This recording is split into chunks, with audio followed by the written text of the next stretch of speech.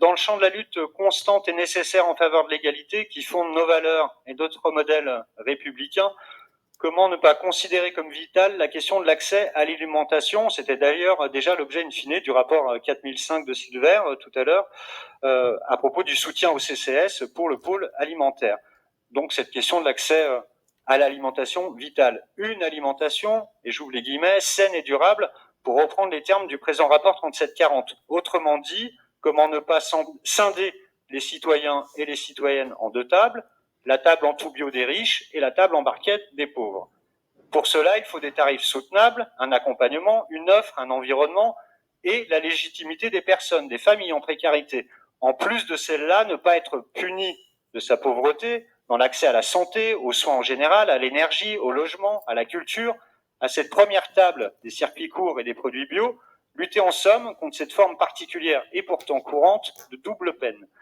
Éducation populaire, promotion de la santé, reconstruction des liens sociaux et des liens d'estime de soi, accès aux produits alimentaires et d'hygiène font partie des champs d'action des 4 épiceries sociales et solidaires de notre commune. Sur la base, je le rappelle, d'un modèle économique qui conjugue les solidarités citoyennes, entendez privées, et publiques. Des épiceries qui accompagnent plus de 2000 familles cette année et qui font l'objet de la proposition de soutien financier de ce rapport. Un soutien en augmentation, à proportion, hélas, de l'augmentation du nombre de ses bénéficiaires. Pas de quoi se réjouir donc, mais encore moins de quoi renoncer.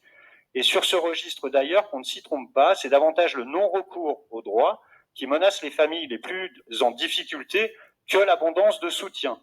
Aussi, je le dis là encore en forme de parenthèse, serait-il désastreux et délétère en cette matière comme en toute de subordonner l'action publique aux logiques comptables. Dans le troisième, l'Olivier des Sages, au 8 rue de l'Épée, compte parmi ces acteurs majeurs de l'économie sociale et solidaire qui œuvrent concrètement sur tous les chapitres à l'insertion des personnes en situation d'exclusion, à la lutte contre la précarité alimentaire via des collectes de denrées en partenariat avec la Banque alimentaire, VRAC, Revivre, redistribuées à 10% du prix du marché.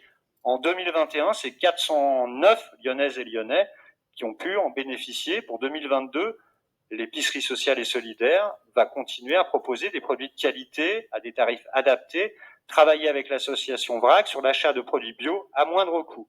Rien de moins que de nécessaire, rien de plus que le combat continu pour l'égalité. Aussi, je vous demande de bien vouloir approuver le présent rapport qui accordera, pour ce qui relève de notre arrondissement, 5 000 € à l'Olivier des Sages au titre de son programme d'action sur l'exercice 2022.